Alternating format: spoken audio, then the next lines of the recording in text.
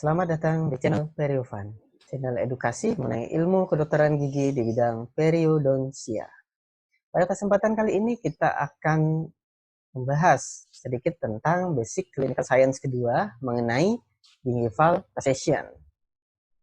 Apa itu gingival recession atau resesi gingiva? Secara klinis, resesi gingiva dapat kita definisikan sebagai terbukanya permukaan akar akibat migrasi ke apikal dari margin gingiva. Resesi dapat diklasifikasikan menjadi dua, yaitu visible recession dan juga hidden recession. Nah, untuk dapat memahami visible dan hidden recession, kita dapat cermati gambar berikut. Visible dan hidden recession ditentukan oleh posisi dari gingiva. Posisi gingiva dapat dibagi menjadi dua, yaitu apparent gingival position dan actual gingival position. Besarnya visible hidden adalah jarak dari CEJ hingga posisi apparent dari gingiva atau letak dari jarak dari CEJ sampai ke margin gingiva. Sedangkan besarnya hidden recession adalah jarak dari margin gingiva hingga actual position dari gingiva, atau dalam hal ini hidden recession besarnya sama dengan probing depth. Nah, keparahan sebuah resesi didasarkan atas visible recession atau berdasarkan posisi dari apparent position of gingiva. Jadi kalau dalam sebuah soal atau diskusi dinyatakan bahwa keparahan resesi 3 mm, maka berarti besarnya visible recession adalah 3 mm. Dan letak apparent position of gingiva adalah 3 mm apikal dari CEJ. Oke, coba kita cermati. Pada tahun 1985, Miller telah membuat klasifikasi mengenai gingival recession, di mana klasifikasinya dibagi menjadi 4 klasifikasi. Ada kelas 1, kelas 2, kelas 3, dan kelas 4. Kelas 1 didefinisikan sebagai resesi margin gingiva yang meluas hingga belum mencapai mucogingival junction, di mana juga pada bagian interdentalnya tidak terdapat kerusakan jaringan, baik jaringan lunak maupun jaringan keras. Tipenya bisa berbentuk runcing atau berbentuk melebar, jadi sempit atau melebar. Pada gambaran sebelah sisi kiri ini, dia termasuk tipe yang lebar. Sedangkan salah satu tipe kanan ini adalah tipe yang sempit. Jadi pada resesi kelas 1 Miller ini, resesinya ya, jadi resesi margin gingiva yang levelnya seharusnya pada bagian cervical di sini, dia resesi mengalami penurunan hingga tidak melewati mucogingival junction. Jadi di sini adalah mucogingival junction. Kemudian kelas 2 adalah resesi margin gingiva yang telah mencapai atau melewati dari mucogingival junction tanpa disertai adanya kehilangan atau kerusakan pada daerah interdental, baik jaringan keras maupun jaringan lunak. Kemudian pada kelas 3 adalah resesi margin gingiva yang meluas hingga mucogingival junction atau melewati juga mucogingival junction dengan adanya kerusakan pada bagian interdental, baik kerusakan jaringan lunak maupun jaringan kerasnya, namun sifatnya hanya sedikit kerusakannya atau adanya malposisi gigi yang ringan. Kemudian pada kelas 4, resesi gingiva, margin gingiva yang melewati mucogingival junction, kemudian terdapat kerusakan jaringan lunak dan jaringan keras atau adanya malposisi yang parah dari gigi.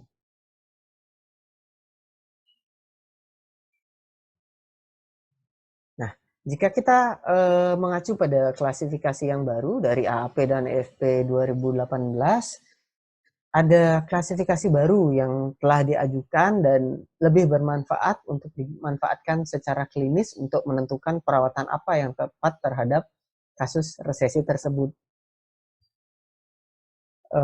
Pengklasifikasian ini diajukan oleh Cairo dan koleganya dengan menggunakan interdental clinical attachment loss sebagai panduannya, interdental clinical attachment loss. Pada resesi ini dibagi menjadi 3 tipe, yaitu tipe 1, tipe 2, dan tipe 3, atau bisa disebut dengan ERT1, ERT2, atau RT3. Pada RT1 atau tipe yang pertama, resesi gingiva hanya terjadi di bagian fasial tanpa disertai adanya clinical attachment loss pada bagian interproximal, baik mesial maupun distal. Kemudian pada resesi tipe 2, resesi terjadi baik pada bagian fasial dan juga disertai adanya interproximal clinical attachment loss. Nah, namun pada tipe 2 ini besarnya interproximal clinical attachment loss kurang dari atau sama dengan besarnya clinical attachment loss pada area fasial. Jadi besarnya interdental CAL kurang dari sama dengan bukal atau fasial CAL. Sedangkan pada tipe 3, besarnya interproximal attachment loss lebih parah dibandingkan dengan facial attachment loss. Jadi untuk mengukur interproximal attachment loss, kita harus mengukur jarak dari CEJ bagian interproximal terhadap dasar sulcus atau pocket. Begitu juga CAL pada bagian fasial diukur dari CEJ sampai dasar sulcus atau pocket pada bagian fasial. Kemudian kita bandingkan mana yang lebih besar. Jika interdental CAL lebih besar dibandingkan fasial CAL, maka dia termasuk tipe 3. Jika interdental CAL kurang dari sama dengan CAL pada bagian bukal, maka dia termasuk tipe 2. Jika CAL atau resesi juga hanya terjadi pada bagian fasial tanpa disertai CAL pada bagian interproximal, maka dia termasuk tipe 1. Nah, untuk dapat memilih rencana perawatan yang paling tepat, tentu klasifikasi dari tipe resesi ini juga harus dibarengi oleh informasi lainnya. Kalau kita lihat pada tabel 3, ada 6 informasi yang harus kita nilai jika kita ingin merawat sebuah resesi gingiva. Yang pertama ada di komponen gingival site, kita harus tentukan dulu apakah terdapat resesinya. Kalau terdapat resesi tipe berapa menurut Cairo. Kemudian yang kedua adalah berapa keparahan resesinya, yaitu jarak CEJ sampai margin gingiva. Kemudian yang ketiga, berapa ketebalan gingivanya atau gingival thickness. Dalam hal ini secara klinis, untuk mempermudah kita dapat menggunakan probing dengan memasukkan probe ke dalam sulcus atau pocket, kemudian kita evaluasi secara visual apakah probe menerawang secara visual atau tidak. Jika menerawang, itu berarti ketebalan gingiva kurang dari 1 mm atau termasuk gingival thickness-nya termasuk tipis. Jika tidak menerawang, maka tebalnya gingiva lebih dari 1 mm. Kemudian berapa besarnya lebar gingiva berkeratin atau keratinized tissue width atau KTW disingkat di sini. Kita harus mengukur jarak gingiva berkeratinnya berapa lebarnya. Untuk mengukurnya, kita harus mengukur jarak dari margin gingiva hingga mucogingival junction. Kemudian dari sisi pembukaan gigi, apa yang harus dinilai? Yang pertama harus dinilai adalah apakah kita dapat mendeteksi CEJ-nya. Jika CEJ-nya dapat kita deteksi, maka kita tuliskan sebagai A. Jika CEJ-nya tidak dapat dideteksi, misal karena adanya lesi-lesi servikal, baik karies atau non-karies lesi, kita dapat menuliskan B jika CEJ-nya tidak dapat kita identifikasi. Kemudian yang kedua yang dapat kita nilai pada bagian gigi adalah ada tidaknya step. Step di sini yang dimaksud adalah adanya cekungan lebih dari 0,5 mm. Jika terdapat step, maka kita tulis positif. Misal, pada bagian servikal terdapat abfraksi sehingga CEJ, garis CEJ menjadi sulit diidentifikasi, sehingga di sini kita tuliskan B. Nah, karena ada abfraksi, kemudian ada cekungan yang lebih dari 0,5 mm, maka di sini kita tulis pada bagian step adalah positif.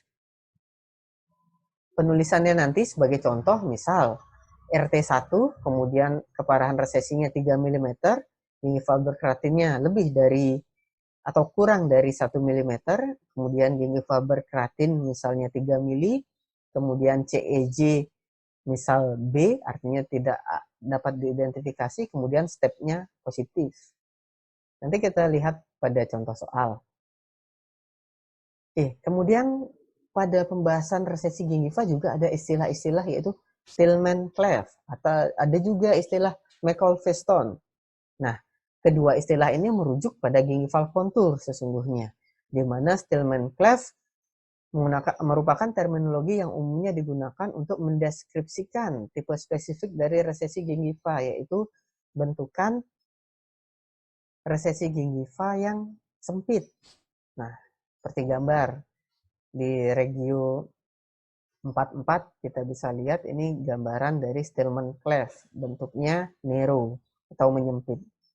Sedangkan McCall-Feston adalah untuk mendeskripsikan adanya resesi gingiva yang berbentuk membulat, kemudian ada area menebalnya. Kalau kita lihat gambaran ini, dia umumnya ditemukan di area cuspid atau premolar. Ada area membulat di area resesi. Coba kita mulai membahas istilah terminologi yang kita dapatkan tadi melalui kasus berikut. Ada pasien laki-laki usia 25 tahun datang ke RSGM dengan keluhan ngilu pada gigi belakang kanan atas, terutama saat minum dingin. Pasien menyatakan bahwa gusi di area tersebut kadang berdarah saat mengikat gigi. Pada pemeriksaan intraoral, pada regio gigi 24 dan 25 ditemukan posisi giginya normal. Jadi posisi gigi terhadap lengkungnya normal. Kemudian gingiva tampak kemerahan. Ada resesi 3 mm tanpa disertai lesi servikal pada regio bukal. Kedalaman probingnya 1 mm, DOP positif, dan kalkulus supragingiva serta bagian interdental tidak ditemukan kerusakan jaringan. Pemeriksaan fenotip gingiva tampak prob menerawang. Lebar gingiva berkeratinnya 3 mili. Nah, bagaimana kita mengklasifikasikan resesi pada kasus di atas menurut Miller dan bagaimana jika menggunakan klasifikasi yang terbaru? Nah, kita lihat berikut adalah data kasus yang dapat kita kumpulkan. Yang pertama adalah posisi giginya normal. Besarnya resesi adalah 3 mm tanpa lesi servikal pada regio bukal. Kemudian kedalaman probingnya 1 mm, DOP-nya positif, interdental tidak ditemukan kerusakan jaringan. Pemeriksaan fenotip gingiva tampak prob menerawang dengan lebar gingiva berkeratin 3 mm. Maka jika menggunakan klasifikasi Miller, kita dapat mengklasifikasikan resesinya sebagai resesi kelas 1. Kenapa menjadi resesi kelas 1?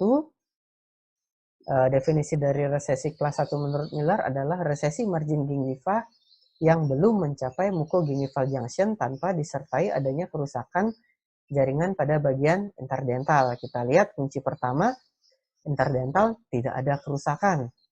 Kemudian posisi giginya normal, tidak ada malposisi.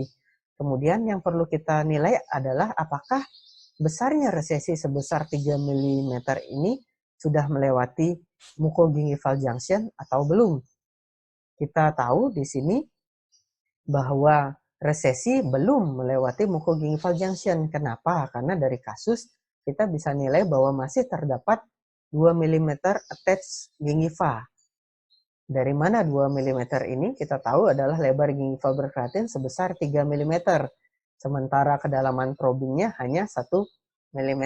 Sehingga besarnya attached gingiva adalah 3 mm dikurangi dari 1 mm. Nah, karena masih memiliki attached gingiva, maka gingiva resesi ini belum melewati dari mucogingival junction. Kita harus ingat bahwa mucogingival junction membatasi gingiva, dalam hal ini adalah attached gingiva atau gingiva berkeratin dengan mukosa alveolar. Nah, bagaimana kalau kita mengklasifikasikannya dalam klasifikasi yang terbaru? Jika kita klasifikasikan, maka dari data kasus ini kita dapat mengklasifikasikannya sebagai yang pertama RT1, artinya tipe resesinya adalah tipe yang pertama, di mana terdapat resesi pada bagian fasial tanpa disertai interdental clinical attachment loss pada bagian interproximalnya. Di sini kita lihat karena bagian interdental tidak ada kerusakan, sehingga dia menjadi RT1. Berapa recession depth-nya? Di sini recession depth-nya adalah 3 mm. Kemudian berapa gingival thickness-nya? Gingival thickness-nya adalah tipis atau kurang dari 1 mm. Kenapa kita dapat simpulkan seperti ini?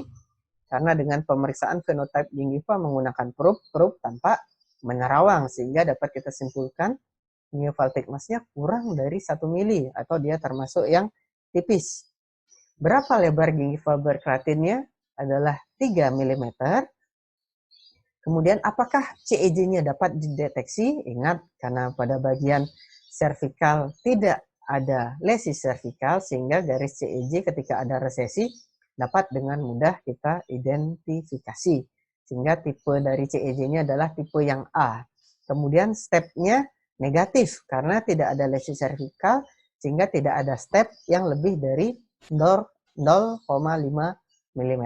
Sehingga dengan klasifikasi Miller, kita dapat simpulkan resesi pada kasus tersebut adalah kelas 1 Miller, atau dengan klasifikasi yang baru adalah RT1 dengan kedalaman keparahan resesi 3 mm, gingival thickness-nya kurang dari 1 mm, gingiva berkeratin 3 mm, CEJ-nya bisa diidentifikasi, kemudian step-nya tidak ada. Jika kita mau merawat kasus ini dengan menggunakan bedah estetik, maka kita sangat disarankan untuk merubah juga gingival fenotype-nya dari yang tipis menjadi tebal, sehingga untuk merawat kasus ini diperlukan menggunakan connective tissue graft atau menggunakan deepithelialized free gingival graft. Sehingga selain perawatan estetik, bedah estetik, kita juga melakukan perawatan bedah plastik. Jadi untuk merawat kasus ini kita perlu melakukan pembedahan plastik dan estetik periodontal plastik dan estetik surgery. Nah, demikian mungkin yang dapat kita sampaikan mengenai gingival recession. Sedikit update dari klasifikasi terbaru, semoga dapat bermanfaat bagi teman-teman semua dalam mempelajari resesi gingiva.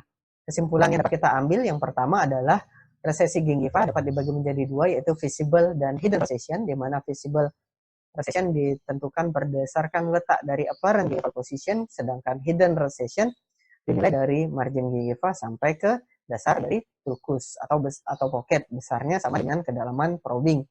Nah, untuk dapat menentukan rencana perawatan yang tepat terhadap resesi gingiva, ada baiknya kita mulai untuk menggunakan klasifikasi resesi gingiva yang terbaru, yaitu berdasarkan klasifikasi dari Cairo, serta harus juga menilai bagaimana fenotype dari gingiva dan kondisi pada permukaan gigi, sehingga kita dapat menentukan rencana yang tepat dalam menangani kasus resesi gingiva, baik yang sifatnya single ataupun multiple. Demikian rekan-rekan, semoga video kali ini dapat bermanfaat bagi kita semua. Terima kasih. What's your name? What's your number? Can I get you some wine? Maybe down on the patio, get soft on the radio, quiet storm, I repeat, Johnny Kill Lady.